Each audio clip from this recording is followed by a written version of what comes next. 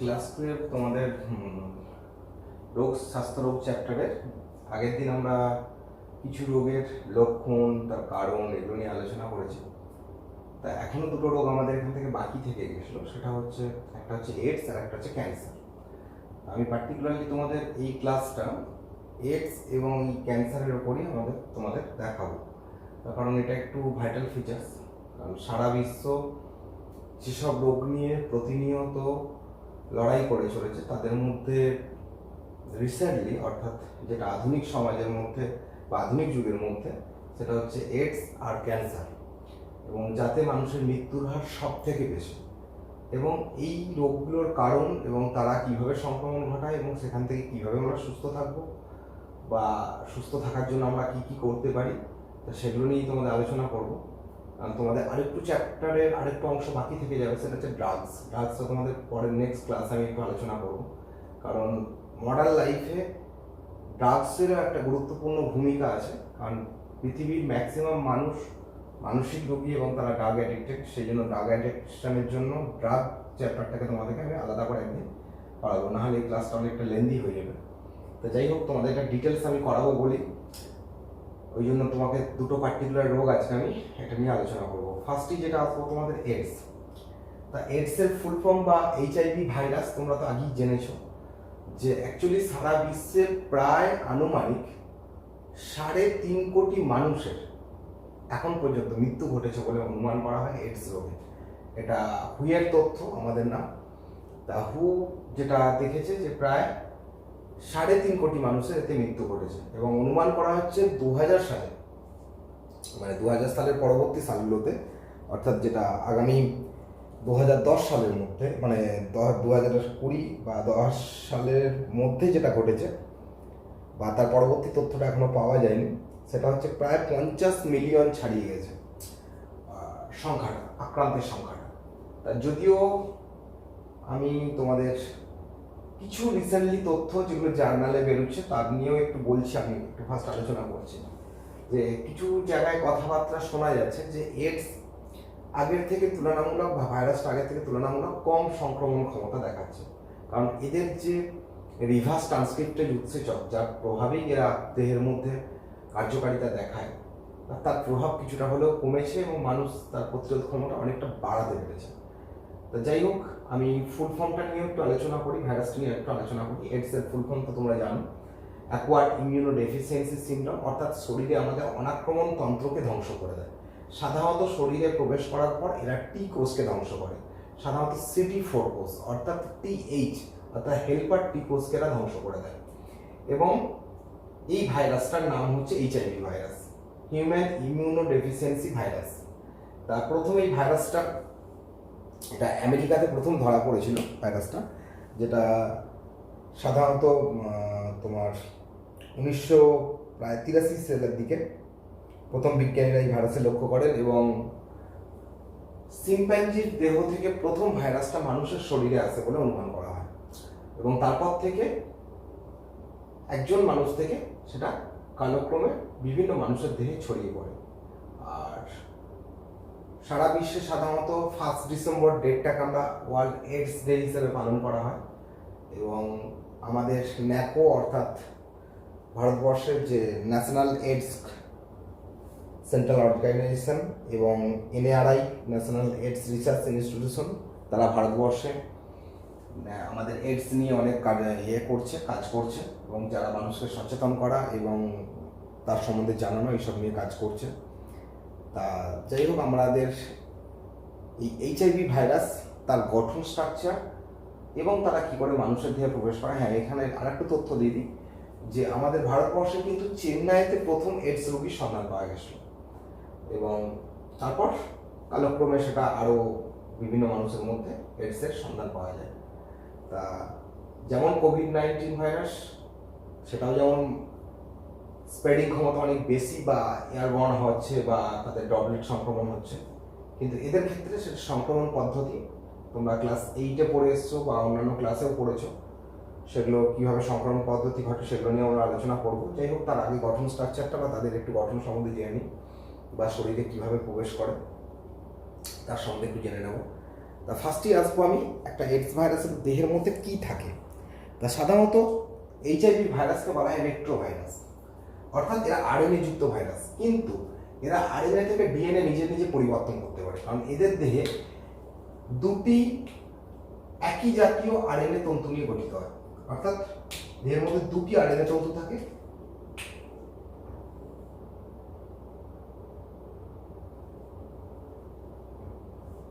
এবং একই আরএনএ তন্তু দুটি খণ্ড নিয়ে গঠিত। তা এদের দেহে একটা বিশেষ উৎসেচক থাকে। সাধারণত ভাইরাসের গঠন স্ট্রাকচার তোমরা 11-এ পড়েছো ভাইরাস চ্যাপ্টারে, যে একটা ভাইরাসের সাধারণ গঠন কি না, তার একটা কোর পার্টিকেল থাকবে যেখানের মধ্যে থাকবে একটা জিনোম অর্থাৎ ডিএনএ অথবা আরএনএ। তাহলে এখানে আমরা দেখতে পাচ্ছি তার দুটো আরএনএ খণ্ড থাকে এবং তার বাইরের দিকে থাকে একটা ক্যাপসিড অর্থাৎ প্রোটিন নির্মিত আবরণ, এবং তার একদম বাইরের দিকে একটা লাইপোপ্রোটিন নির্মিত স্তর যেটা এনভেলপ থাকে, এবং সেখান থেকে কিছু পিলক থাকে বা স্পাইক। তো সেই স্পাইকগুলোর নাম কি বা তার গঠন স্ট্রাকচার কি, সেগুলোর মধ্যে আমরা চলে আসি একটুখানি। তা তোমাদের বইটা লক্ষ্য করবে, তা আমি এখানে একটা কথা বলে নিই, তোমাদের সাদরা বইয়ের সাথে সাথে যদি এই দুটো রোগের ক্ষেত্রে ছায়ার বইকে ফলো আপ করতে পারো খুব ভালো হয়, কারণ আমি ছায়ার বইটাকেও সঙ্গে ফলো আপ করে এবং সাদরা বইটাকে কম্পেয়ার করে দুটোকে একসাথেই কিন্তু আমি তোমাদের বলে দিচ্ছি, যাতে পরবর্তী ক্ষেত্রে তোমাদের রেডি করতে সুবিধা হবে। তা যাই হোক, একটা আরএনএ ভাইরাস এটা, অর্থাৎ রেট্রো ভাইরাস বলা হচ্ছে, যার আকৃতি বা আয়তন হচ্ছে 90 থেকে 120 তোমার ন্যানোমিটার। আর নিউক্লিয় ক্যাপসিড থাকে একটা, যেটার মধ্যে বললাম দুটো আরএনএ তন্তু থাকবে, আর সঙ্গে থাকবে একটা উৎসেচক যার নাম হচ্ছে রিভার্স ট্রান্সক্রিপ্টেজ উৎসেচক। তা রিভার্স ট্রান্সক্রিপ্টেজ উৎসেচক একটা গুরুত্বপূর্ণ ভূমিকা আছে। যেমন আমাদের ডিএনএ থেকে আরএনএ এবং তা থেকে প্রোটিন, এই ডিএনএ থেকে আরএনএ এবং আরএনএ থেকে প্রোটিন তৈরি হয়। তা ডিএনএ থেকে আরএনএ তৈরি বা ডিএনএ থেকে ডিএনএ তৈরি কি বলা হয় আমরা আগে জেনেছি, বা এটা আমাদের আবার তোমাদের বিশেষ করে জেনেটিক্স চ্যাপ্টারে পড়তে হবে, পদ্ধতিগুলো সবকটাই পড়তে হবে। তাহলে ডিএনএ থেকে ডিএনএ পদ্ধতি করা হচ্ছে রেপ্লিকেশন, ডিএনএ থেকে আরএনএ কে বলা হয় ট্রান্সক্রিপশন, কিন্তু আরএনএ থেকে আবার ডিএনএ তৈরি এটা বিপরীতমুখী প্রক্রিয়া এবং এটাকে বলা হচ্ছে রিভার্স ট্রান্সক্রিপশন। এই রিভার্স ট্রান্সক্রিপশনের সাহায্যকারী উৎসেচকটার নামই হচ্ছে রিভার্স ট্রান্সক্রিপ্টেজ উৎসেচক, যেটা কিন্তু এইচআইভি ভাইরাসের মধ্যে দেখা যায় এবং এই কোর পার্টিকেলের মধ্যে এটা থাকে। ফলে কি হয়, এরা আবার একই সময়ের মধ্যে আরএনএ থেকে ডিএনএ তৈরি করে নিতে পারে, এবং এই আরএনএ থেকে ডিএনএ তৈরি হলে সেই ডিএনএটাকে বলা হয় সিডিএনএ, অর্থাৎ কমপ্লিমেন্টারি ডিএনএ। এই কমপ্লিমেন্টারি ডিএনএ বলার কারণ হচ্ছে না, তাদের জিনোমিক বেসের মধ্যে সাধারণত স্পাইসিং থাকবে না, অর্থাৎ এক্সন ইন্ট্রন যে ভাগটা থাকে সেটা থাকে না, ফলে তারা কমপ্লিমেন্টারি ডিএনএ তৈরি করে ফেলে। ফলে তাদের মানুষের দেহের মধ্যে এরা প্রবেশ করার পর এরা ডিএনএ লেভেলে মিশে যেতে পারে, আবার সেখান থেকে আরএনএও তৈরি করতে পারে। যাই হোক, এটা বাইরের দিকে যে গঠন বললাম অর্থাৎ কোর পার্টিকেল, এবং ক্যাপসিড নিয়েও বললাম, অর্থাৎ ক্যাপসিডের মধ্যে যেটা হচ্ছে প্রোটিন আবরণ নিয়ে তৈরি হয়, এবং এদের বাইরের দিকে যেটা থাকে একদম যার কথাটা বলা হচ্ছে স্পাইক। তা সেই স্পাইক সাধারণত কি হয় না, দুই প্রকারে হয়, ঠিক আছে। একটাকে বলা হচ্ছে GP41 আর GP120। তা এই যে স্পাইকগুলো থাকে এগুলোকে বলা হয় জিপি, একটা হচ্ছে 41 টাইপস আর একটা হচ্ছে GP120 টাইপস। তো এই GP41 বা GP120 জিনিসটা কি, তোমাদের বইটাতে খেয়াল করবে যে ছবিতে বলা আছে, সাধারণত ট্রান্সমেমব্রেন গ্লাইকোপ্রোটিন বলা হয় এটাকে। তা গ্লাইকোপ্রোটিন 41 আর গ্লাইকোপ্রোটিন 120 বা 120, এই দুই প্রকারের স্পাইক থাকে। তাই এই স্পাইকগুলোই কিন্তু খুব গুরুত্বপূর্ণ থাকে। এই স্পাইকগুলোই কিন্তু যখন কোনো দেহে প্রবেশ করে তখন তারা সিডি মার্কার সেল, অর্থাৎ যেটা হচ্ছে TH অর্থাৎ হেল্পার টি কোষের গাত্রদেশে CD4। তা আমি তোমাদেরকে ক্লাস নেওয়ার সময় আগেও বলেছিলাম CD4 কোষ কি। তা সাধারণত এরা CD4 কোষকে আক্রমণ করে এবং সেই CD4 কোষে আক্রমণ করার সাথে সাথে এই জিপি অংশগুলো দ্বারা তাদের গাত্রদেশগুলোকে গলিয়ে দেয়, অর্থাৎ টি লিম্ফোসাইটের গাত্রদেশগুলোকে গলিয়ে দিয়ে সেখান দিয়ে তারা তার দেহে প্রবেশ করে যায় এবং তার ভিতরতে যেয়ে তাদের জিনোমের সাথে মিশে যায়, এবং সেই জিনোমের সাথে মিশে যাওয়ার পর তাদের বা মানুষের জিনোমের সাথে সেটা রেপ্লিকেট করতে থাকে, বা তাদের সাথে একসাথে রেপ্লিকেট করে এবং দেহ থেকে আর বেরিয়ে আসে না এবং জিনোমের সাথে পুরোপুরি মিশে যায়। ফলে একজন পোষক দেহের মধ্যে এই ভাইরাসটা কালক্রমে কি হয় না একটা T4 কোষের মধ্যে প্রজনন সম্পন্ন করে এবং তা থেকে অসংখ্য আরএনএ তৈরি করে নেওয়ার পর সেই আরএনএ থেকে আরএনএ তৈরি করে, আরএনএ থেকে আরএনএ তৈরি করার পর সেই কোষগুলো থেকে বেরিয়ে এসে আবার নতুন কোনো TH কোষকে আক্রমণ করে।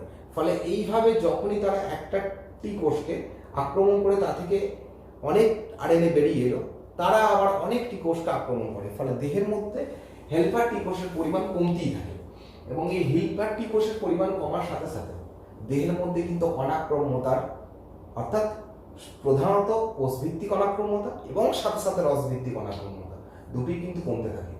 ফলে কি হয় না দেহে অনাক্রম্যতার পরিমাণটাই কমতে থাকে এবং তার সাপেক্ষে সাধারণত HIV ভাইরাস তার নিজস্ব কোনো লক্ষণ নেই, কিন্তু সে সুবিধাবাদী সংক্রমণে সাহায্য করে দেয়, অর্থাৎ অন্যান্য ভাইরাস ব্যাকটেরিয়া বা রোগ জীবাণুদেরকে দেহে প্রবেশ করার জন্য সুবিধা করে দেয়, যেহেতু রোগ প্রতিরোধ ক্ষমতা থাকে না মানুষের শরীরে।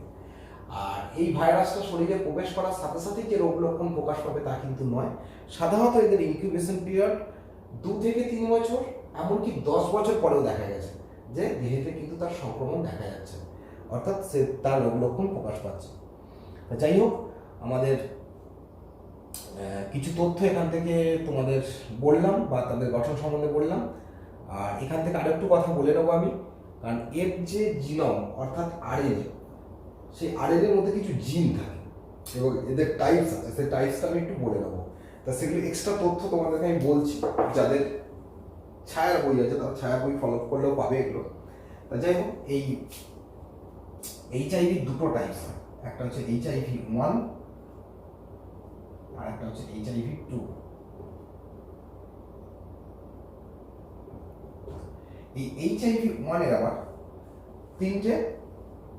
চারটে তাদের সাব টাইপ আছে, যেমন M, N, O, P, এই চারটে সাব টাইপ আছে। HIV-2 এর কিন্তু সেরকম কোনো সাব টাইপ নেই। আর M এর মধ্যে আবার টাইপস আছে, M এর মধ্যে আবার A, B, C, ঠিক আছে, এই ধরনের টাইপস থাকে। আর ভারতবর্ষে সাধারণত যে HIV টাইপসটা দেখা যায় সেটা হচ্ছে HIV-1 এর M টাইপের C সাব টাইপ। অর্থাৎ এক কথায় বলতে গেলে যে HIV ভাইরাসের যে M অর্থাৎ HIV-1 তার M এবং তার সাবটাইপ C, সেটা আমাদের দেশে বেশি পাওয়া যায় এবং অন্যান্য দেশে আরও এদের সাবটাইপস আছে, সেগুলো সংক্রমণ দেখা যায়। যাই হোক, এদের গঠনের মধ্যে যেটা বলছিলাম যে এদের আরএনএ ভাইরাস অর্থাৎ এদের যে আরএনএ দুটো তন্তি থাকে সেখানের মধ্যে কেন্দ্রীয় স্তরেতে তাদের যে আরএনএটা থাকে সেই আরএনএর মধ্যে 9টা জিন থাকে। আমি জিনগুলোর নামগুলো একটু তোমাদের যাদের ছায়ার বই আছে তারা একটু ফলো করবে, কারণ এই জিনগুলোর নামগুলো একটু জেনে রাখলে ভালো হয়, কারণ তোমাদের এগুলো একদম নিট লেভেলের বা প্রশ্ন হয়। একটা হচ্ছে গ্যাপ জিন, পল জিন, এই VIF জিন, VPR জিন, TAT জিন, REV জিন, আচ্ছা VPU জিন, আচ্ছা ENV জিন আর NEF জিন। তা এই যে 7টা টাইপস আছে জিনের, সরি 9টা, আমি ভুল বললাম, 9টা জিন আছে, 7টা নয়। আর এই যে তোমার 9টা টোটাল টাইপস আছে, এদের মধ্যে সাধারণত এখন যেটা করা হয়, যেটা তোমার VPU জিনকে, ঠিক আছে, কাজে লাগিয়ে টিকা তৈরির কাজ চলছে। অর্থাৎ এই জিনটাকে রেপ্লিকেট করে বার করে দেওয়ার চেষ্টা করা হচ্ছে দেহ থেকে, যাতে করে তাদের কার্যকারিতাকে কমা যায় বা নিষ্ক্রিয় ভাইরাস তৈরি করে শরীরে প্রবেশ করিয়ে তাদের অ্যান্টিবডি উৎপাদন করানোর চেষ্টা করা হচ্ছে। যদিও এগুলো এখন রিসার্চ লেভেলে সবই, যে কারণে এখনো HIV সেই ধরনের কোনো টিকা তৈরি হয়নি। যাই হোক, আমাদের এর গঠন সম্বন্ধে তো জানলাম, তাহলে আমি আরেকবার গঠনটাকে বলে নিচ্ছি। তাহলে একটা আদর্শ ভাইরাসের ক্ষেত্রে একটা হচ্ছে কোর পার্টিকেল থাকে, যার মধ্যে থাকে দুটো সমগোত্রীয় আরএনএ অর্থাৎ সদৃশ্য আরএনএ বলা যেতে পারে। একটা থাকবে রিভার্স ট্রান্সক্রিপ্টের উৎসেচক, প্রোটিন নির্মিত ক্যাপসিড, তাদের দেহের বাইরে থাকবে একটা গ্লাইকোপ্রোটিন নির্মিত স্তর বা এনভেলাপ, এবং বাইরের দিকে থাকবে স্পাইক, এবং স্পাইকটা হচ্ছে GP41 এবং GP120, দু প্রকারের স্পাইক থাকে এবং যার সাহায্যে তারা কিন্তু কোনো পোষক দেহের মধ্যে প্রবেশ করতে পারে। তাহলে এই হচ্ছে আদর্শ একটা ভাইরাসের গঠন। তার সম্বন্ধে জানলাম এবং তাদের জিনগুলো সম্বন্ধে জানলাম। তাহলে 9টি জিন, সেই জিনগুলো কী কী ভূমিকা, তাদের কী কী নাম, সেগুলোর কথা বললাম। যে তোমাদের একটু ছাড়া বইটাকে ফলো আপ করবে, তাহলে তোমরা তাদের জিনগুলোর নামগুলো পাবে। এবার সাধারণত যদি বলো যে হ্যাঁ স্যার এই জিনগুলো আমরা কী করবো, তা কিছু কিছু জিনের নাম যদি মনে রাখতে পারো ভালো হয়। যেমন HIV-2 এর ক্ষেত্রে আর HIV-1, এদের যে দুটো টাইপস আছে বললাম, এই দুটো টাইপসের মধ্যে কিছু ডিফারেন্সিয়েস আছে। সেই ডিফারেন্সটা কি না, অ্যাকচুয়ালি ভিপিইউ জিন যেটা থাকে, এই ভিপিইউ জিন সাধারণত কি হচ্ছে, HIV-2 এর ক্ষেত্রে ভিপিইউ জিনের পরিবর্তে এখানে একটা VPX জিন থাকে, তা ইউটার পরিবর্তে এক্স থাকে। এটাই হচ্ছে ডিফারেন্সেস। তা সাধারণত দুটো যে টাইপস বলেছিলাম, তাহলে HIV-1 আর HIV-2। HIV-1 এর ক্ষেত্রে যেটা ভিপিইউ, তার পরিবর্তে HIV-2 এর ক্ষেত্রে এই 9টা জিনই থাকবে, শুধু পরিবর্তন হবে VPX জিন। তো এটাই হচ্ছে পার্থক্য থাকে HIV-1 আর HIV-2 এর ক্ষেত্রে। তা মানব দেহে প্রবেশ করার পর এরা কোথায় অবস্থান করে বা কিভাবে প্রবেশ করে তারা, তা সেটার সম্বন্ধে চলে আসবো। অর্থাৎ এক কথায় রোগ বিস্তার কি করে ঘটে। তা রোগ বিস্তার ঘটার পর মানব দেহে প্রবেশ করে কিভাবে এবং তারা একটা কোষকে কি করে আক্রমণ করে, সেটা আমরা আগে দেখে নিই। তা রোগ বিস্তার বলতে গেলে তোমাদের আগে নিচু ক্লাসে আমাদের HIV এই এইডস ভাইরাসের ক্ষেত্রে 10এও পড়েছে তোমরা, কিছুটা 8-এ ছিল। তা যাই হোক, এটা কিন্তু আমাদের যেটা হয় কি না, সাধারণত দেহের যেটা এক কথায় বলা যেতে পারে দেহের কিছু স্মেয়ার, যেমন অসুরক্ষিত যৌন সংক্রমণ, যেটা একমাত্র সিমেনের মাধ্যমে, অর্থাৎ বীর্যের মাধ্যমে, রক্তের মাধ্যমে এবং কিছু কিছু ক্ষেত্রে প্লাসেন্টার মাধ্যমে, অর্থাৎ মাতৃদেহ থেকে ভ্রূণের শরীরে চলে আসতে পারে। তা এই 3টে সংক্রমণ পদ্ধতি হচ্ছে সব থেকে গুরুত্বপূর্ণ। এছাড়াও সাধারণত প্লাসেন্টা তো অতিক্রম করতে পারে বললামই।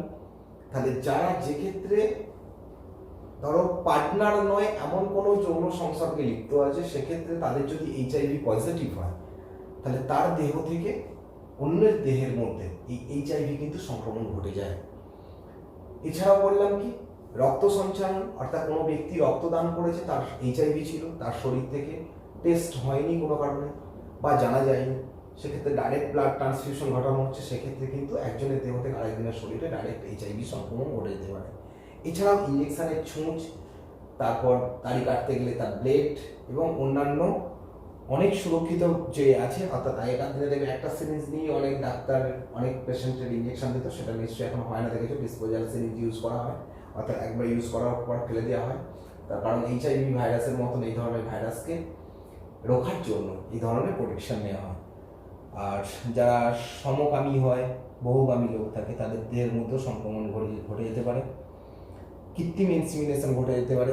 অর্থাৎ যাদের ক্ষেত্রে এক কথায় কী হয়, বাচ্চা নেওয়ার ক্ষেত্রে ধরো আর্টিফিশিয়াল ইনসেমিনেশন করানো হচ্ছে, অর্থাৎ বীর্য, অন্য কোনো ব্যক্তির বীর্য কৃত্রিমভাবে তার জমিতে দেওয়া হচ্ছে, তার বীর্যের মধ্যে কিন্তু যদি HIV থাকে, তাহলে সেই মহিলাও কিন্তু আক্রান্ত হয়ে যেতে পারে এবং তার বাচ্চাও কিন্তু আক্রান্ত হয়ে যেতে পারে HIV-তে। তা যাই হোক, এটা তো সংক্রমণের বললাম, সংক্রমণের কৌশল এবং সংক্রমণ অর্থাৎ কীভাবে ঢুকবে আমাদের শরীরে সেটা বললাম। ঢোকার পরে এটা কীভাবে আক্রান্ত করে আমাদের দেহকে, সেটার সম্বন্ধে আমরা জানবো। তাহলে ফার্স্টই আছে যেটা HIV জিনোম, পোষক কোষে প্রবেশ করার পর যেটাই বলেছি কি না, T4 কোষ, অর্থাৎ এক কথা CD4 কোষ, যেগুলো মার্কার কোষ থাকে, অর্থাৎ CD4 কোষকে আক্রমণ করে, T4 কোষকে। এই হেল্পার টি কোষের মধ্যে যে T4 কোষ থাকে, সেই T4 কোষের CD মার্কার, অর্থাৎ তাদের দেহের বাইরে যেটা থাকে যে CD মার্কার সেল, সেই CD মার্কার অর্থাৎ দেহের বাইরে থেকে যে CD মার্কার অংশটা থাকে, সেই CD মার্কারকে যে আক্রমণ করে বা গলিয়ে দেয়। গলিয়ে দেওয়ার পরে কি হয় না, তাদের দেহের মধ্যে প্রবেশ করে যায় এটা।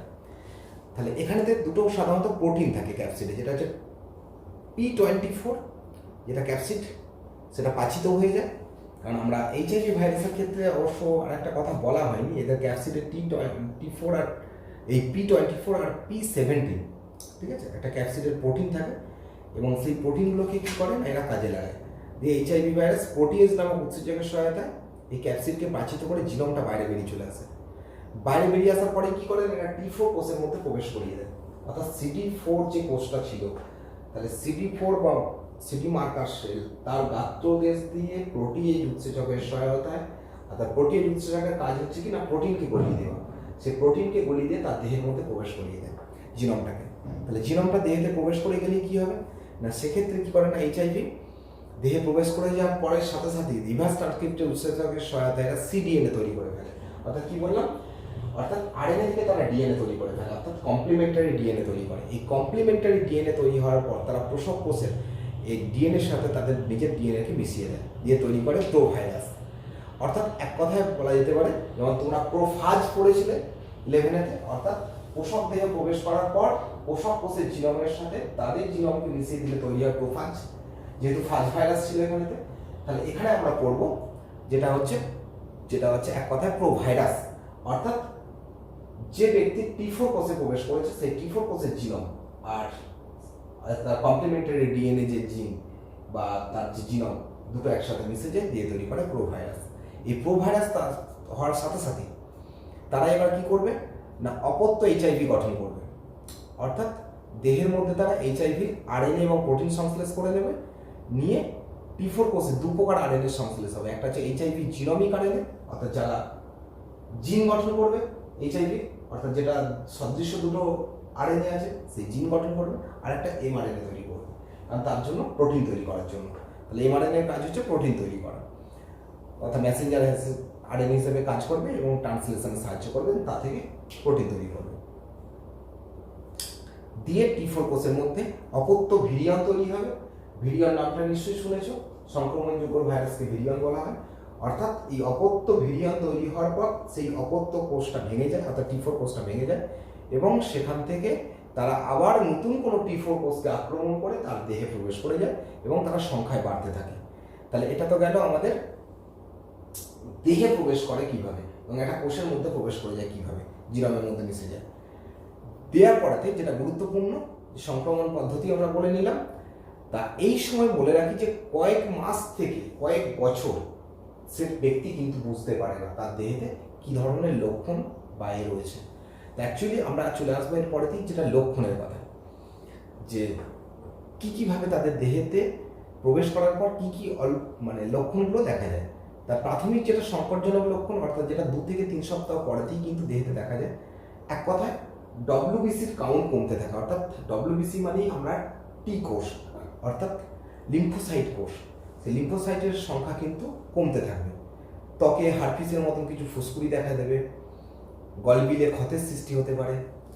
আর মধ্যবর্তী সুপ্ত দশা, যেটা প্রাথমিক সংকটজনক দশা কাটানোর পরেতে চলে আসে, অর্থাৎ সেক্ষেত্রে আরও পরবর্তী সময়তে তারা CD4 কোষের সংখ্যা, অর্থাৎ T4 কোষের সংখ্যা একদমই কমতে থাকবে।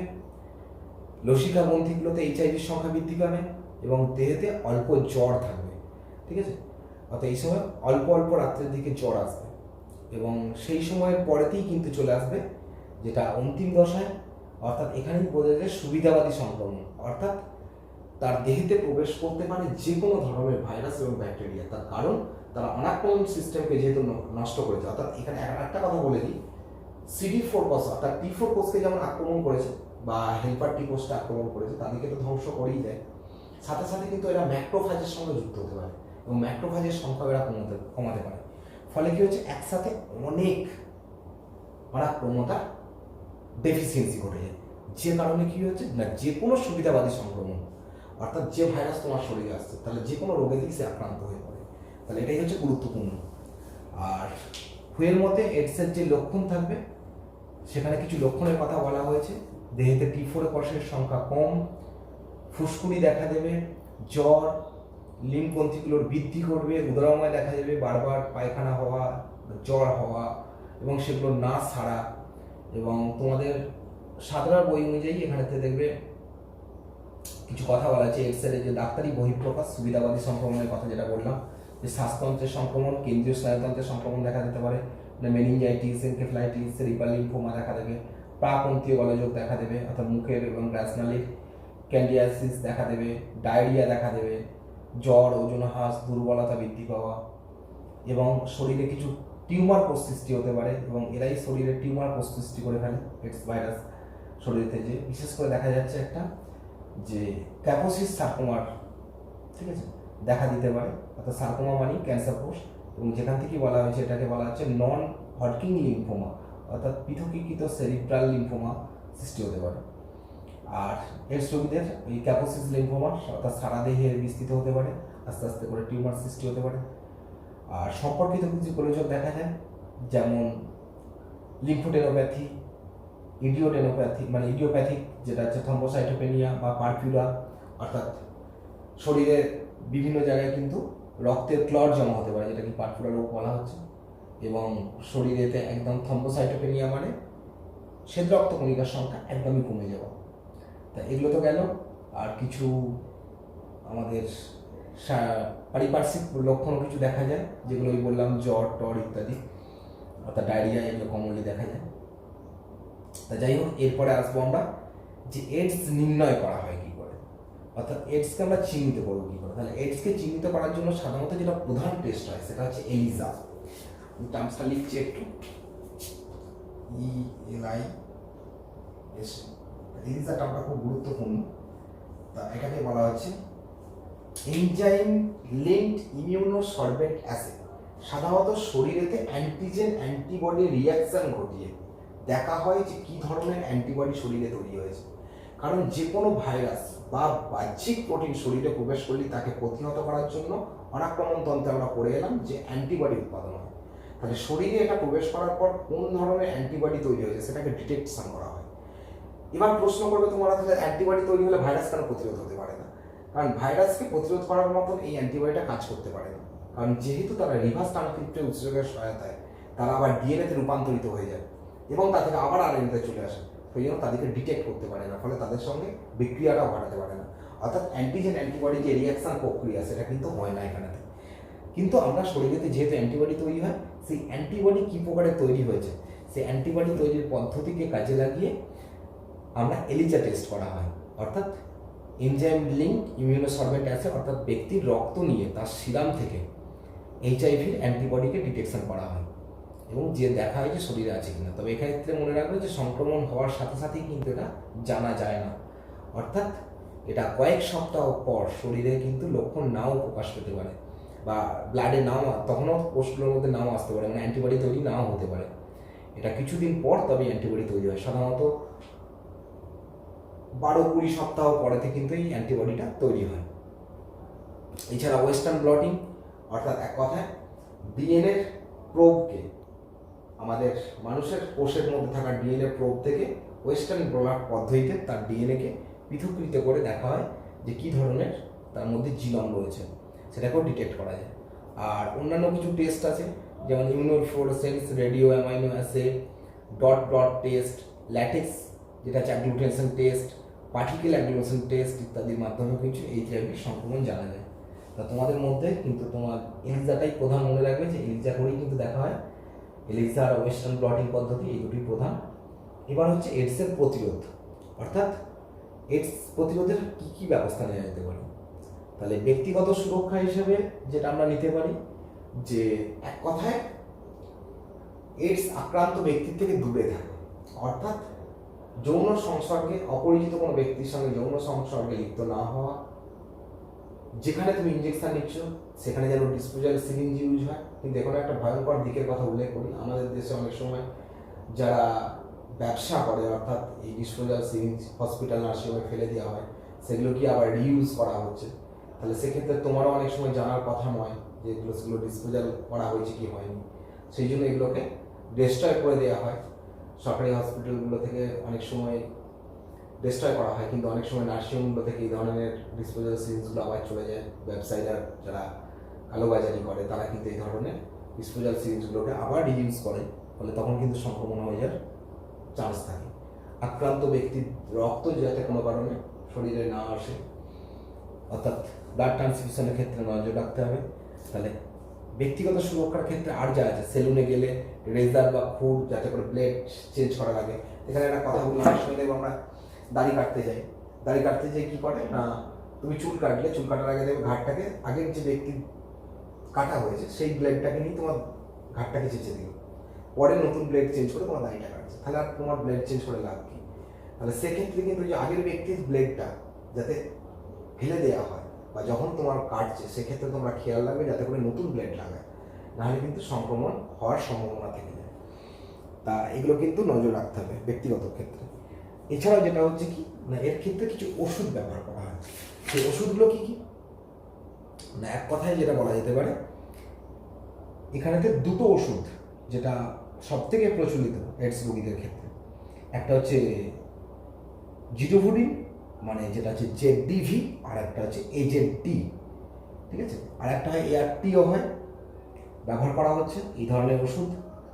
সেটা মানুষের মৃত্যু হওয়ার অনেকটা ফলপ্রসূ হয়েছে। এক কথায় এইডস রোগীকে সুস্থ করা যায় না, পুরোপুরি তাকে সুস্থ করা সম্ভব নয়, কিন্তু তার আয়ুষ্কালকে বাড়িয়ে নিয়ে যায়, অর্থাৎ যাতে করে তার দেহের মধ্যে যে রিভার্স ট্রান্সক্রিপশন ঘটছিল সেই রিভার্স ট্রান্সক্রিপশনের হারটাকে কমানো যায়।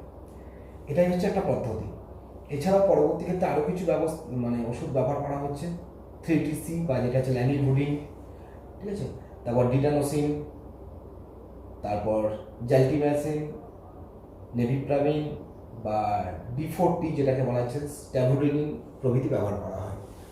আর এক্ষেত্রে বলি যেটা হচ্ছে এজেডটি, যেটা হচ্ছে অ্যাজিডোথাইমিমেডিন বা এজেডটি যেটা, আর একটা হচ্ছে অ্যান্টি রেট্রোভাইরাল থেরাপি বা এআরটি পদ্ধতি অবলম্বন করা হচ্ছে। এর সম্বন্ধে একটু বলে দিই যে টিকা তৈরির যে পদ্ধতি অবলম্বন করা হচ্ছে, সাধারণত এখানেতে তোমাদের প্রথমের দিকে যেটা বলছিলাম যে একটা জিনকে নিষ্ক্রিয় করে তাহলে নিষ্ক্রিয় ভাইরাস তৈরির চেষ্টা করা হচ্ছে। সাধারণত এটা ট্যাড জিন, ঠিক আছে, তাই এটা জিনোম থেকে, তো আগে মনে হচ্ছে তোমাদেরকে একটু আমি মিস ইনফরমেশন দিয়ে ফেলেছিলাম। সাধারণত এটা ট্যাড জিনকে করা হয়, ওক্ষেত্রে বোধহয় আমি তোমাদেরকে বিপিইউ জিনের কথা বলে ফেলেছিলাম, ঠিক আছে, এটা ঠিক করে নেবে। যেটা হচ্ছে ট্যাড জিনকে সাধারণত ভাইরাসকে থেকে বার করে দিয়ে তার স্ট্রেনিং তৈরি করা হচ্ছে, একটা নিষ্ক্রিয় স্ট্রেনিং, এবং যা থেকে নিষ্ক্রিয় ভাইরাস তৈরি করে নিয়ে সেটাকে দেহে প্রবেশ করিয়ে অ্যান্টিবডি উৎপাদনের চেষ্টা করা হচ্ছে। কিন্তু সেটা এখনও ফলপ্রসূ নয়, যদি এটা বিভিন্ন আমাদের রিসার্চ লেভেলই পড়ে আছে। তা যাই হোক, এই ধরনের প্রতিরোধ ব্যবস্থা এবং রোগ ঘটলে সেটা কি কি হবে সেগুলো ব্যবস্থা করা, আর সাধারণত রোগ দমন, সাধারণত যেসব ব্যক্তিরা যৌন সংসর্গবিত হয় সেক্ষেত্রে কন্ডোম ইউজ করা, HIV করা রক্ত সঞ্চালনের পূর্বে, আর এগুলো তো বললাম স্টেরিলাইজ করা বিভিন্ন জিনিসকে। আর এক কথায় দেহে অনাক্রমতা বৃদ্ধি করে সেই ধরনের খাওয়া, অর্থাৎ ক্যালোরিযুক্ত খাবার খাওয়া, যারা আমাদের শরীরে অর্থাৎ WBC কাউন্ট ঠিক রাখে, অর্থাৎ T4 কোষের সংখ্যা বৃদ্ধি করে সেই ধরনের খাবার খাওয়া, যাতে করে অনাক্রমতা বৃদ্ধি হয়। তা যেমন আমাদের করোনা ভাইরাসের ক্ষেত্রেও একই জিনিস, তোমাকে অনাক্রমতা বৃদ্ধি করা ছাড়া আর কোনো রাস্তা নেই, অর্থাৎ যাতে করে নিজে থেকে অ্যান্টিবডি তৈরি হতে পারে। তা যাই হোক, তোমাদের এখান থেকে এইডস নিয়ে এটা ডিটেলস পড়বে প্রত্যেকেই, তার কারণ এখান থেকে শর্ট কোশ্চেনের জন্যই আমি বলবো, যদিও তোমাদের এই ধরনের কোনো কোশ্চেন HS লেভেলে খুব একটা বেশি আসে না। হয়তো বলবে যে এইডস নির্ণয়ের ক্ষেত্রে কোন ধরনের টেস্ট করা হয়, আমি কোশ্চেনগুলো একটু বলছি, মাথায় রাখবে। হয়তো বলে যে ওয়ার্ল্ড এইডস ডে কবে পালন করা হয়, ওয়ার্ল্ড এইডস ক্যাপিটাল যেটা সাউথ আফ্রিকা, ন্যাপোর ফুল ফর্ম কী, ঠিক আছে, বা হয়তো বলে HIV ভাইরাসের ফুল ফর্ম কী, ঠিক আছে, এই ধরনের কোশ্চেন দেয়। বা রোগ বিস্তার কী করে ঘটে, ঠিক আছে, রোগ সংক্রমণ কী করে প্রতিহত করা হয়, এই ধরনের প্রশ্নগুলি আসে তোমাদের বেশি। আর হয়তো বলে দিলে এইডস ভাইরাসের গঠন বললে তো তোমাদের আমি বলেই দিয়েছি, গঠনটা একটু করে রাখবে, যদি গঠন থেকে শর্ট কোশ্চেন আসার সম্ভাবনাটা বেশি আছে। আর হয়তো বলে কোন ধরনের কোষকে আক্রমণ করে শরীরে, অর্থাৎ T4 কোষকে, অর্থাৎ যেটা হেল্পার টি কোষ। তা এটাই তোমাদের গুরুত্বপূর্ণ, এখান থেকে আর কিছু নেই। তোমাদের রোগ দমন প্রতিহত করা বা এগুলো তো পড়ে নেবে, আর রোগ লক্ষণ অল্প অল্প। তা মাথায় রাখবে কিন্তু যে রাত্রে ঘাম দেওয়া বা এই ধরনের যেসব কমন রোগ লক্ষণ রয়েছে সেটা মানে হলেই কিন্তু এটা ভাবা না জানে যে এইডস ধরনের লক্ষণ রয়েছে, এটা কিন্তু স্বাভাবিকভাবে এইসব রোগের ক্ষেত্রেও দেখা যায়। আর এরা যেহেতু কেন্দ্রীয় স্নায়ুতন্ত্রকে আক্রমণ করে, তো অনেক সময় স্মৃতিভ্রংশও ঘটতে পারে, আস্তে অল্প অল্প করে ভুলে যাওয়ার প্রবণতা থাকে, ঠিক আছে, এগুলো দেখা যায়। যাই হোক, এরপরে আমি চলে আসবো তোমাদের ক্যান্সার। আমাদের এইডসের এখানটা কমপ্লিট হয়ে গেল। এরপরে যেটা আসবো ক্যান্সার। এক কথায় ক্যান্সার মানে কি, ক্যান্সার কিন্তু কোনো রোগ নয়, পার্টিকুলারলি কোনো আমাদের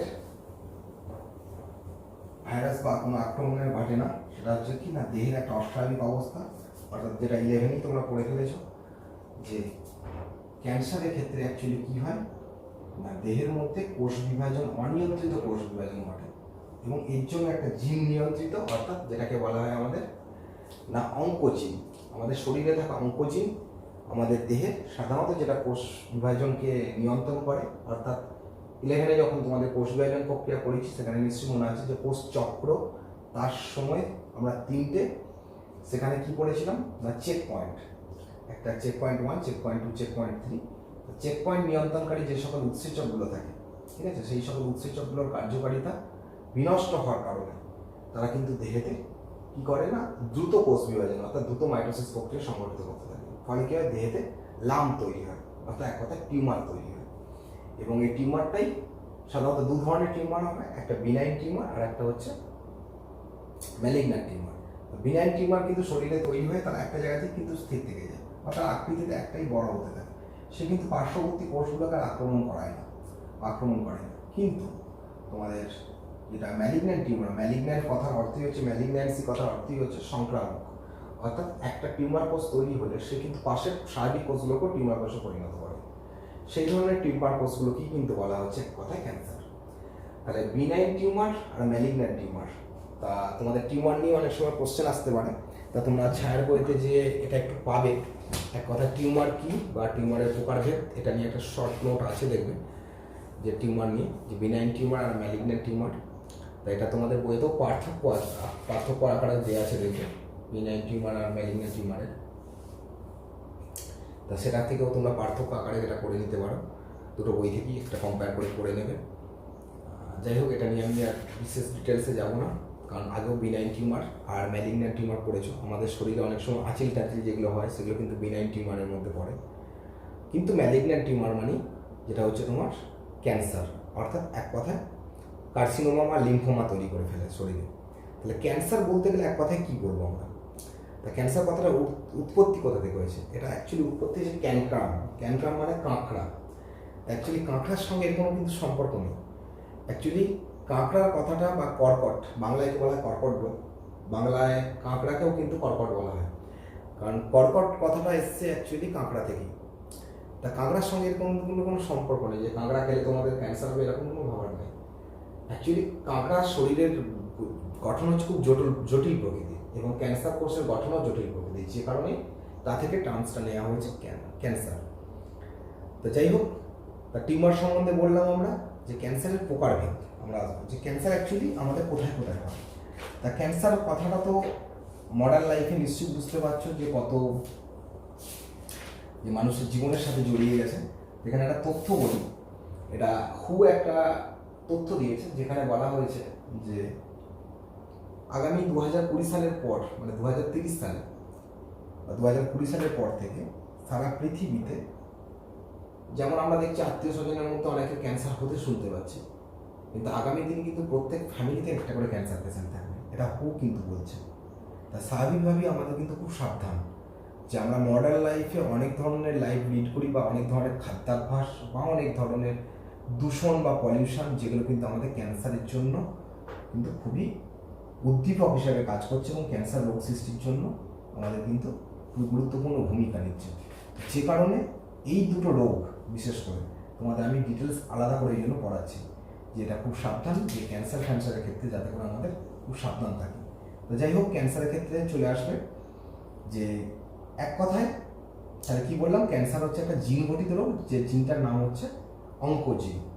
আর ক্যান্সার উদ্দীপককারী পদার্থ বা যারা ক্যান্সার সৃষ্টি করে তাদেরকে বলা হচ্ছে কার্সিনোজেন।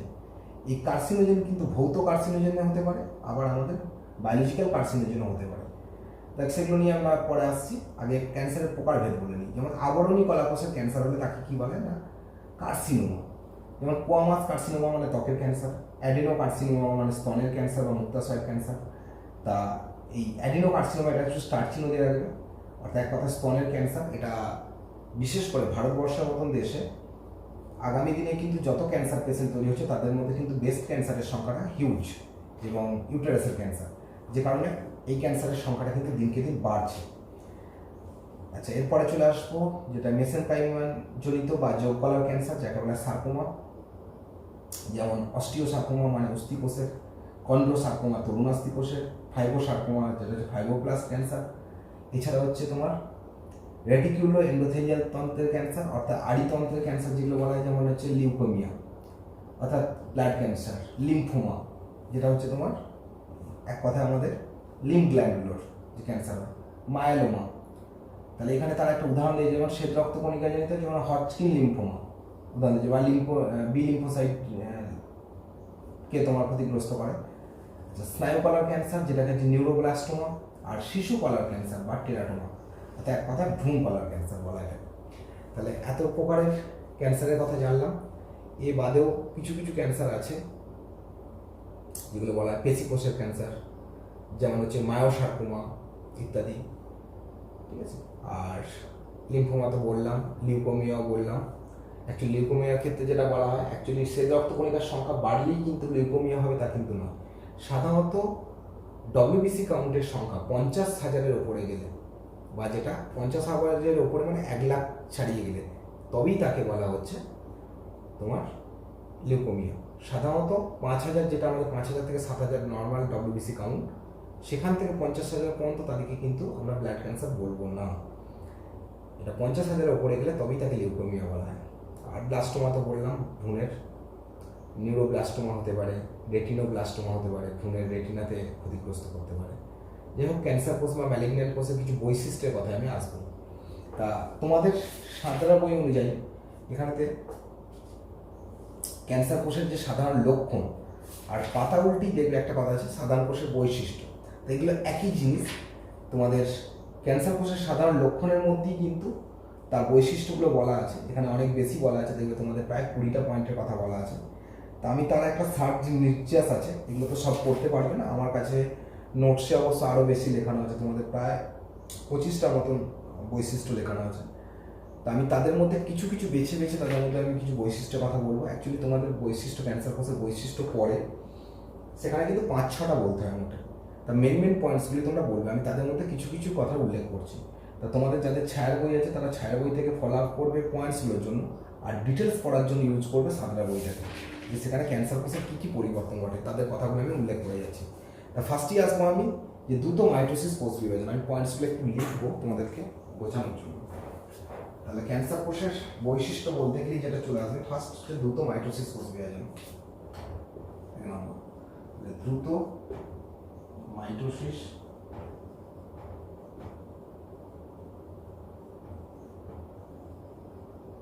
কোষ বিভাজন। তাহলে এক্ষেত্রে কি হয় না, কোষগুলো কিন্তু দ্রুত হারে বাড়তে থাকে।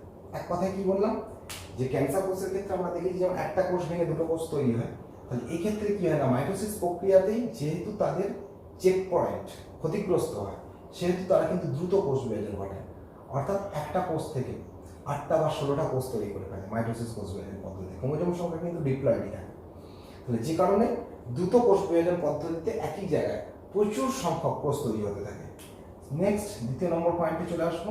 তোমাদের ছায়ার বই অনুযায়ী দেখবেন যে পয়েন্টসটা বলা আছে যে G0 দশার অনুপস্থিতি, অর্থাৎ এখানেতে যেসব কোষগুলো G0 দশা দেখায়, যেমন তোমার পেশি কোষ বা স্নায়ু কোষ, তাদের ক্ষেত্রে কিন্তু G0 দশা দেখা যায় না, অর্থাৎ কোষগুলো কিন্তু G0 দশায় যে রেস্টিং পিরিয়ডে থাকে, সেই কোষগুলো কিন্তু G0 দশা না থেকে তাদের কিন্তু সাইকেল চালাতেই থাকে, অর্থাৎ কোষ বিভাজন কিন্তু ঘটাতেই থাকে এবং দ্রুত কোষ বিভাজন ঘটায়। তাই এটা কি বলা হচ্ছে, অটোক্রাইন গ্রোথ স্টিমুলেশন। তা এই ধরনের যে কোষ বিভাজনগুলো ঘটে, অর্থাৎ G0 দশায় কিন্তু বিশ্রামরত অবস্থায় সে থাকবে না, সেখানে কিন্তু একটা বৃদ্ধি ফ্যাক্টর কাজ করে যায় এবং সে দ্রুত বৃদ্ধি পেতে থাকে। আর নেক্সট যেটা আসবো সব থেকে গুরুত্বপূর্ণ পয়েন্ট, সেটা হচ্ছে অমরত্ব, অর্থাৎ কোষগুলো অমরত্ব লাভ করে। এক কথায় কোষগুলো আর মারা যায় না। অমরত্ব জিনিসটা কি সেটা একটু বুঝিয়ে বলি তোমাদের, যে অ্যাকচুয়ালি আমাদের শরীরে যে কোষগুলো থাকে, সেই কোষগুলো কিন্তু একটা নির্দিষ্ট সময় পর তাদের মৃত্যু ঘটে এবং দেহ থেকে তারা বেরিয়ে যায় ডেড সেল রূপে। কিন্তু এই সকল ক্ষেত্রে যে সকল কোষগুলো ক্যান্সার কোষে পরিণত হয়েছে, তারা কিন্তু আর মারা যায় না, অর্থাৎ পোষক দেহ যতদিন বেঁচে থাকে ক্যান্সার কোষ কিন্তু ততদিন বেঁচে থাকে। এক কথা, পোষক দেহ মারা গেলে তবেই কিন্তু ক্যান্সার কোষের মৃত্যু ঘটে, না হলে কিন্তু মৃত্যু ঘটে না। তা এক্ষেত্রে একটা কথা আছে হেট্রিক সীমা, অর্থাৎ সাধারণত দেখা গেছে একটা মিডিয়াম কালচারে, অর্থাৎ একটা পেট্রি ডিশের মধ্যে যদি কোষকে কৃত্রিম মাধ্যমে বিভাজন ঘটানো হয়, সে কিন্তু 50টা ডিভিশনের পর 50 ডিভিশনের পর সে কিন্তু আস্তে আস্তে তার ডিভিশন ক্ষমতা হ্রাস পাবে এবং সে কোষটার মৃত্যু ঘটবে। কিন্তু ক্যান্সার কোষের ক্ষেত্রে দেখা গেছে মিডিয়াম কালচারে রেখে সে কিন্তু এই 50টা সেল ডিভিশনের পরেও সমান গতিতেই কিন্তু সেল ডিভিশন ঘটাতে থাকে, অর্থাৎ সে কিন্তু হেট্রিক সীমা অতিক্রম করে বেরিয়ে যায়, অর্থাৎ তার কিন্তু আর মৃত্যু ঘটে না। তো এটা গেল অমরত্ব, অর্থাৎ এক কথায় সে কিন্তু অমরত্ব লাভ করে। এরপরে যেটা গুরুত্বপূর্ণ সেটা হচ্ছে অ্যাঞ্জিওটেনসিন।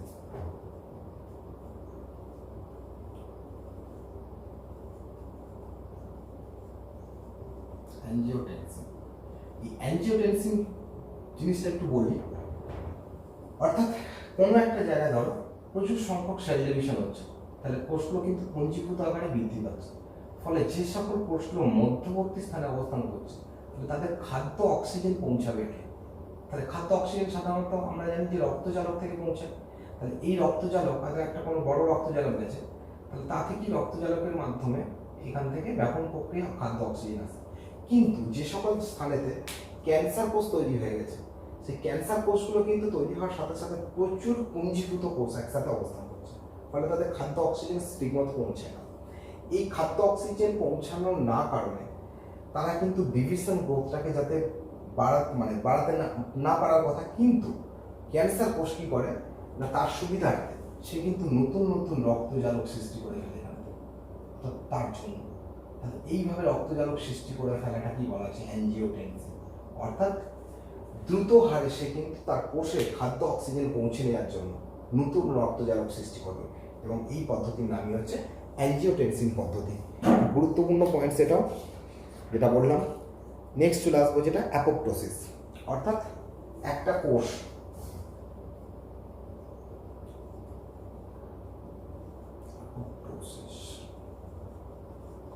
আচ্ছা, আমি যে পয়েন্টসগুলো নিয়ে আলোচনা করছি তোমাদের, এই পয়েন্টসগুলো কিন্তু সাধারণত তোমাদের পয়েন্টস আকারে দেওয়া আছে, অল্প দেওয়া আছে, কিন্তু তোমাদের যেটা দেখবে একটু বৈশিষ্ট্যের মধ্যে বলা আছে, সেইখানে কিন্তু ডিটেলসে পড়বে একটা রিডিং দিয়ে যে 20টা পয়েন্টস আছে, সেখানে কিন্তু দেখবে সব পয়েন্টসের কথাই আলোচনা করা হয়েছে। তো সেটা পয়েন্টস আকারে না থেকে এটা অন্যভাবে আছে, সেই জন্য আমরা পয়েন্টস আকারে করলে এটা ভালো হয় আর কি। অ্যাপোপ্টোসিস জিনিসটা কি বলি, একটা কোষ যখন বারবার ডিভিশন হয়, আমরা জানি যে কোষ বিভাজন যখন পড়েছে মনে করে দেখো, একটা ক্রোমোজোমের শেষ প্রান্ত অর্থাৎ টেলোমিয়ার অঞ্চলটা কি হয় না তার জিন লেভেলে কিছু ক্ষয় হয়, হতে হতে হতে হতে কি হয় না একটা সময় পরে তার যে টেলোমিয়ার অঞ্চল ক্ষয় পাওয়ার ফলে সেই কোষটার বিভাজন ক্ষমতা থাকে না, ফলে কোষটার কি করে না মৃত্যু ঘটে। ডিএনএর পরিবর্তনগত কারণে কোষটার মৃত্যু ঘটে, এবং সেই মৃত্যু ঘটার জন্য কোষটা কিন্তু মৃত্যুমুখে পতিত হয়। তা এক্ষেত্রে কিন্তু ডিএনএ ধ্বংসপ্রাপ্তি তো ঘটবেই না, অর্থাৎ সে অ্যাপোপ্টোসিস দেখাবে না। অর্থাৎ ক্যান্সার কোষের বৃদ্ধি এবং প্রভাবকের জন্য এই ধরনের ডিএনএ তার ক্ষয়প্রাপ্তি ঘটবে না টেলোমিয়ার অঞ্চলে, ফলে কি হয় না সে দ্রুত হারে বৃদ্ধি ঘটতেই থাকবে তার। এই জন্য রিসেন্টলি একটা ট্রিটমেন্ট পদ্ধতি যেটা করা হয়েছে টেলোমারেজ উৎসেচককে ব্যবহার করে, কারণ আমরা জানি টেলোমিয়ার অঞ্চলে যে উৎসেচক থাকে তার নাম হচ্ছে টেলোমারেজ। এই টেলোমারেজ উৎসেচকের প্রভাব বা দেহে প্রয়োগ করে ক্যান্সার রোগকেও কিন্তু প্রতিরোধ করা হচ্ছে বা চেষ্টা করা হচ্ছে। তো যাই হোক, এটা গেল অ্যাপোপ্টোসিসের কথা। এরপরে চলে আসবো পর্শজনিত বাধার তোমার বিলুপ্তি বা বিলোপ ঘটে। পর্শজনিত বাধাটা কি? 6 নম্বর পয়েন্ট, পর্শজনিত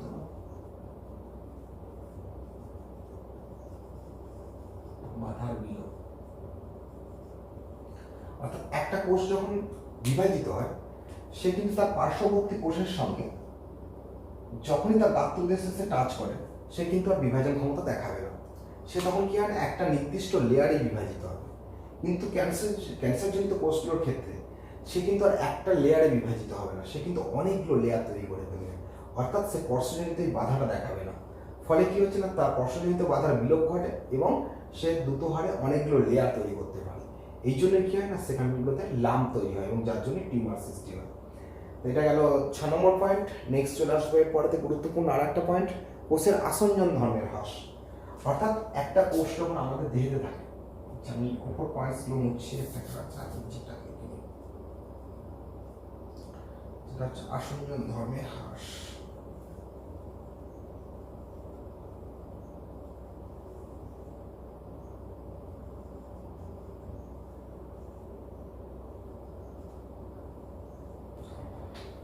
আচ্ছা, এক্ষেত্রে কি হয় না একটা কোষ আর একটা কোষের গাত্রদেশের সঙ্গে, আমরা জানি নিশ্চয়ই প্রাণী কোষ হলে কি হয় না তাদের দেহের মধ্যে যে জাংশনগুলো তৈরি হয়, ঠিক আছে, অর্থাৎ গ্যাপ জাংশন, টাইট জাংশন, নিশ্চয়ই 11-এ পড়েছে মনে আছে কোষের মধ্যে কোষ পর্দা গঠনের ক্ষেত্রে। তা সেই কোষগুলো যখন দেখবো আমরা হাতগুলো যখন টানছি, কোষগুলো কি খুলে বেরিয়ে আসছে? আসছে না। তো স্বাভাবিক অবস্থায় একটা কোষের সঙ্গে আরেকটা কোষ যে লেগে থাকার প্রবণতা দেখায়, সেটা কি বলা হচ্ছে আসঞ্জন ধর্ম। এক্ষেত্রে কি হয় না, কোষগুলো এই জাংশনগুলোকে ব্রেক করে থাকে, ফলে কি হচ্ছে না, কোষগুলো আলগা হয়ে যায়, ফলে সেই স্থান থেকে সহজেই তারা খুলে বেরিয়ে যেতে পারে। আর এই খুলে বেরিয়ে যাওয়ার ফলে সব থেকে যেটা গুরুত্বপূর্ণ বৈশিষ্ট্য, এরপরে আমি চলে আসবো 8 নম্বর পয়েন্ট, সেটা হচ্ছে মেটাস্ট্যাটিস।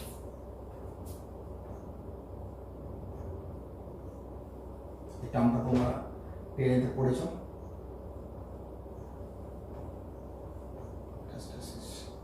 অর্থাৎ সে কি করে, এই যে আসঞ্জন ধর্মগুলো হ্রাস পেল, ফলে হচ্ছে কোষগুলো খুলে বেরিয়ে চলে যায়, এবং খুলে বেরিয়ে আসার পর তারা কি করে না, ব্লাড কোষে অর্থাৎ রক্তবাহের মধ্যে চলে আসে।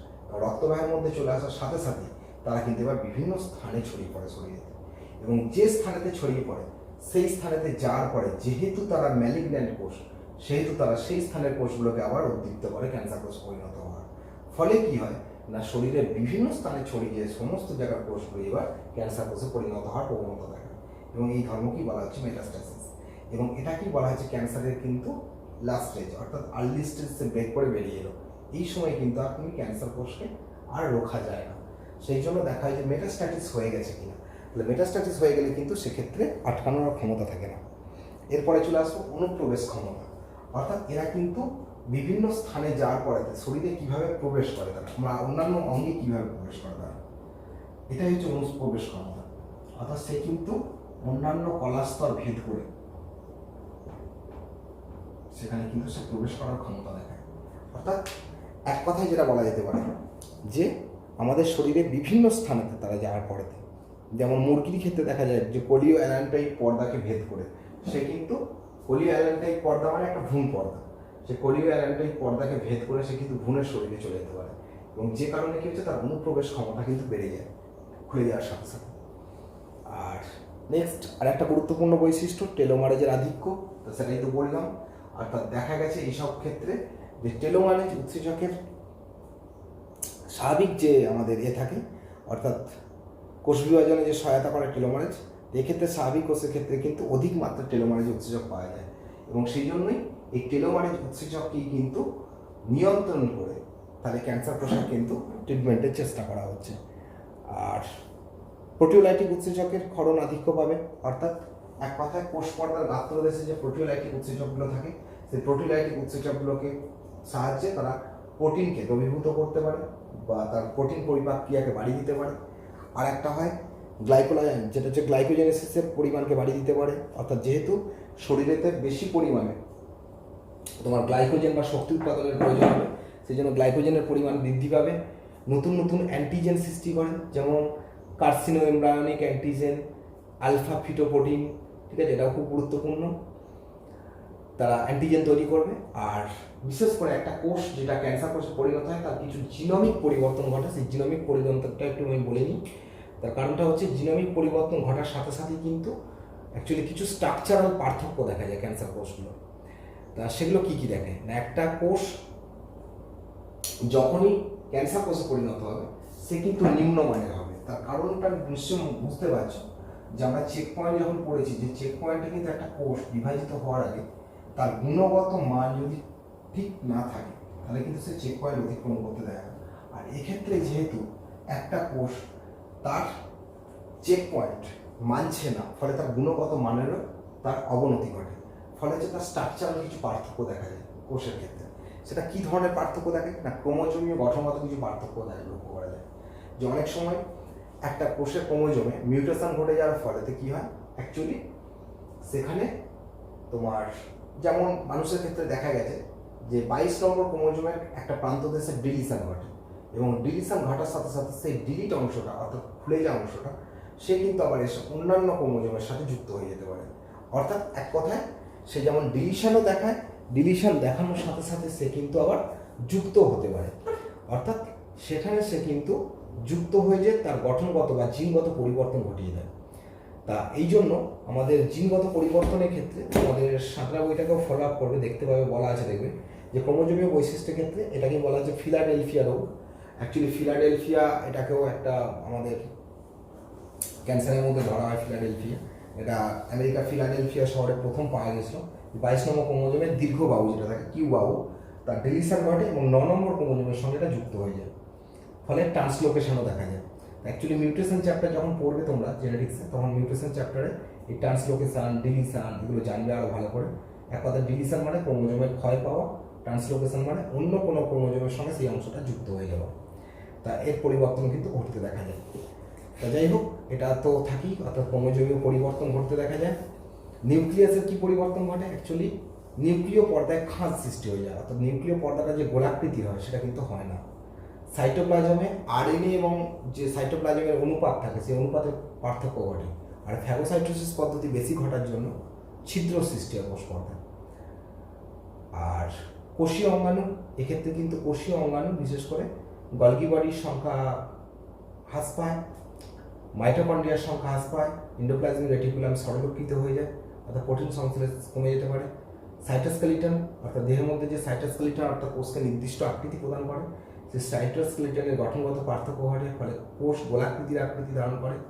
ঠিক আছে। আর এই যে নিম্নমানের যে কোষগুলো তৈরি হয় অ্যাকচুয়ালি ক্যান্সার কোষের জন্য, এটা কি বলা হয়? অ্যানোপ্লেসিয়া।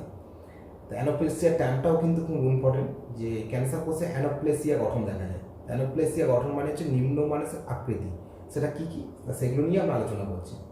আর কোষ পর্দার মধ্যে গ্লাইকোপ্রোটিন এবং গ্লাইকোলিপিডের পরিবর্তন ঘটবে। তা এই যে বৈশিষ্ট্যগুলো জানলে একটা ক্যান্সার কোষের ক্ষেত্রে, এই বৈশিষ্ট্যগুলো জানার পর একটা স্বাভাবিক কোষের থেকে একটা ক্যান্সার কোষের পার্থক্য কী, অর্থাৎ স্বাভাবিক কোষ আর ক্যান্সার কোষের পার্থক্য ভেরি ভেরি ইম্পর্টেন্ট। তা তোমাদের সাদা বই থেকে এই পার্থক্যটা খুব ভালো করে পড়বে, সাদা বইতে ভালো করে আছে। আর তোমাদের ছায়া বই থেকেও পড়তে পারো, সেখানে তোমাদের বিষয় দিয়ে দেওয়া আছে, তা সেটা দেখে নেবে।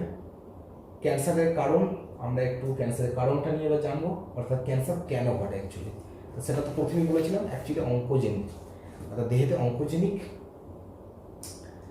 যে প্রোটো অঙ্কোজিন রূপে শরীরে থাকে, অর্থাৎ স্বাভাবিকভাবে যে ক্যান্সার কোষগুলো হয় আমাদের দেহের কিন্তু প্রত্যেকের শরীরে এই অঙ্কোজিন আছে, তারা কিন্তু নিষ্ক্রিয়, কিন্তু তারা যখনই তারা আমাদের প্রোটো অঙ্কোজিন থেকে অঙ্কোজিনে পরিণত হয় তখনই কিন্তু ক্যান্সার কোষ ঘটে, মানে ক্যান্সার আক্রান্ত হয়ে যায়, অর্থাৎ ক্যান্সার কোষে পরিণত হয়ে যায়। আর কিছু থাকে কার্সিনোজেন, যেমন কিছু ভৌত কার্সিনোজেনের নাম বলি, যেমন ইউভি রে, এক্স রে, ইউরেনিয়াম, রেডিয়াম ইত্যাদি। কিছু রাসায়নিক পদার্থ হয়, যেমন সিগারেটের টারে থাকে নিকোটিন, তারপর হচ্ছে বেঞ্জোপাইরিন, নিশ্চয়ই পড়েছো ট্রেনেতে, যে ফুসফুসে ক্যান্সার ঘটায়। ভিনাইল ক্লোরাইড, যেটা আমাদের এক কথায় বলা যেতে পারে পলিমার একটা, যেটা যকৃতে ক্যান্সার ঘটায়। ক্যালসিয়াম অক্সাইড প্রোস্টেট ক্যান্সারের জন্য দায়ী। কিছু থাকে প্যালিনোভা ভাইরাস, যেটা জরায়ুর ক্যান্সারের জন্য দায়ী, অর্থাৎ এগুলোকে বলা হচ্ছে অ্যাকচুয়ালি অঙ্কোজেনিক ভাইরাস।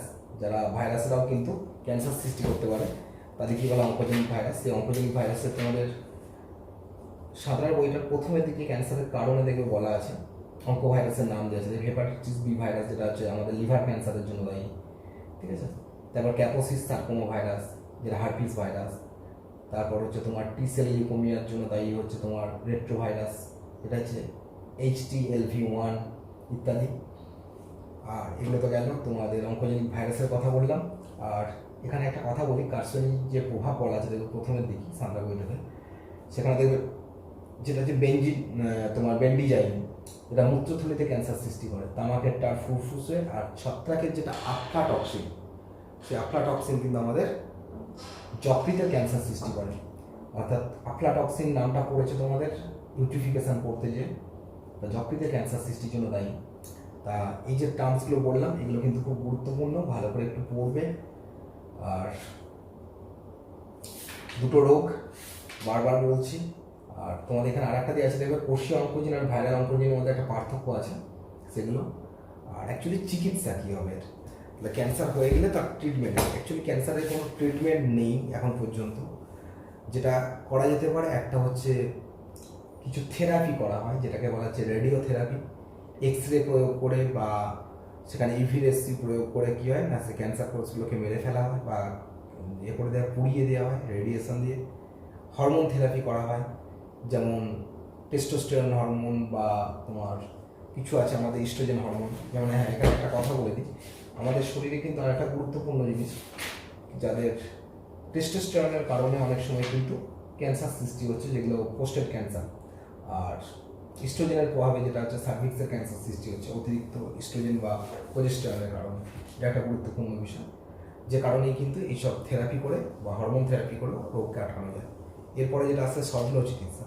তাহলে কোনো স্থান কিন্তু শল্য চিকিৎসার মাধ্যমে কি করা হয় না, কোনো স্থান প্রাথমিক দশায় থাকলে ক্যান্সার তাকে কিন্তু কেটে বাদ দেওয়া হয়, কিন্তু সেক্ষেত্রে কিন্তু ট্রিটমেন্ট যে পুরোপুরি সফলতা পাওয়া যাবে তা কিন্তু নয়। কারণ সেক্ষেত্রে কিন্তু যদি মেটাস্ট্যাটিস হয়ে যায় সেক্ষেত্রে কিন্তু আর কিছু করার থাকে না। আর যেটা গুরুত্বপূর্ণ সেটা হচ্ছে কেমোথেরাপি। তা আমাদের বিশেষ করে গ্রামাঞ্চলে একটা উদ্ভিদ দেখা যায়, সেটা হচ্ছে তোমার যেটা পাওয়া যায় অ্যালকালয়েডস, অর্থাৎ এক কথায় যেটা হচ্ছে ক্যাথারেন্থাস রোজিয়াস, অর্থাৎ নয়নতারা গাছ, নিশ্চয়ই নাম শুনেছ। তা থেকে দুটো উপক্ষার পাওয়া যায়, এইটা পড়েছিল ভিমক্রিস্টিন আর ভিমব্লাস্টিন। এটা দিয়ে কিন্তু যেটা তৈরি করা হচ্ছে ব্লাড ক্যান্সারের জন্য যে কেমোথেরাপি করা হচ্ছে। এছাড়াও বিভিন্ন ধরনের কেমোথেরাপি এখন ব্যবহার করা হয়, যেটা শরীরে প্রয়োগ করে ক্যান্সার কোষের যে তার আক্রমণ দশাটা বা অন্য কোষকে যে আক্রমণ করে তার প্রতিহত করা হয়, এক কথায় যাতে ছড়িয়ে পড়তে না পারে। তা কেমোথেরাপি করি এখন বেশি সব থেকে রেজাল্ট পাওয়া যায়। আর এটাতে কিন্তু কিছু সাইড এফেক্টও আছে। অনেক সময় লিউকোমিয়া দেখা যায়, রক্তহীনতা, অর্থাৎ হিমোগ্লোবিনের পরিমাণ কমে যায়, চুল উঠে যায়, দেহে ফোসকার মতন সৃষ্টি হয় এবং বারবার কেমোথেরাপি নিতে হয় এই জন্য। আর একটা ইমিউনোথেরাপি, শরীরে কিন্তু ইমিউনোথেরাপি মানে যেটা রেডিও ইমিউনোথেরাপির মাধ্যমে মনোক্লোনাল অ্যান্টিবডি, নামটা নিশ্চয়ই বুঝতে পারছো, করিয়েছি, শরীরে প্রবেশ করানো হয়। আর একটা হয় আলফা ইন্টারফেরন, শরীরে প্রবেশ করিয়ে অনাক্রম্যতাকে বৃদ্ধি করে টিউমার কোষেদেরকে ধ্বংস করা হয়। তাই এগুলো কিন্তু ট্রিটমেন্টের একটা পার্ট, যদিও কিন্তু বলে রাখলাম পুরোপুরি কিন্তু সারানো সম্ভব নয় ক্যান্সার কোষের ক্ষেত্রে। তো এটা কিন্তু মাথায় রাখবে। যাক, অনেকগুলো কথাই বললাম এখানে। ইমিউনোথেরাপি, কেমোথেরাপি, এগুলো কিন্তু আলাদা আলাদা করে শর্ট কোশ্চেন আকারে পড়বে এবং খুব গুরুত্বপূর্ণ এই জায়গাগুলো। আর এখানে ডিটেলস যতটা পারবে শর্ট কোশ্চেনের জন্য পড়ে রাখবে, কারণ অনেক সময় কিছু কিছু জায়গাতে ডেপথে কোশ্চেন আসছে। যাক, এই দুটো রোগ অনেকটাই ডিটেলস হয়ে গেল, যে কারণে একটু ডিটেলস পড়ালাম, ক্লাসটা অনেক লেন্দি হয়ে গেছে এটি। তা নেক্সট টাইমে কিন্তু তোমাদের ড্রাগ নিয়ে নেক্সট ক্লাসটা দেবো। এগুলো কিন্তু ভালো করে রেডি করো, অসুবিধা থাকলে আমাকে কমেন্ট করবে, আমি যতটা পারি তোমাদের ক্লিয়ার করার চেষ্টা করবো। ঠিক আছে, এটা এখান পর্যন্ত থাকছে।